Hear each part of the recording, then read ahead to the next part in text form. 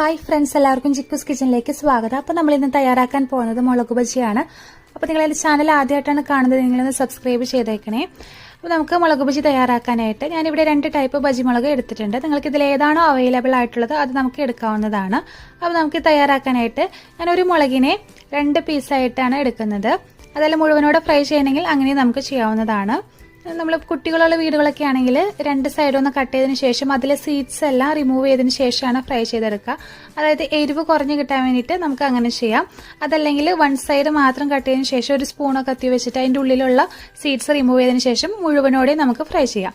ഞാനിപ്പം ഈ രീതിയിൽ 2ആയി കട്ട് ചെയ്തതിന് ശേഷം അതിലെ സീഡ്സ് എല്ലാം റിമൂവ് ചെയ്തതിന് ശേഷമാണ് ഫ്രൈ ചെയ്തെടുക്കുന്നത്.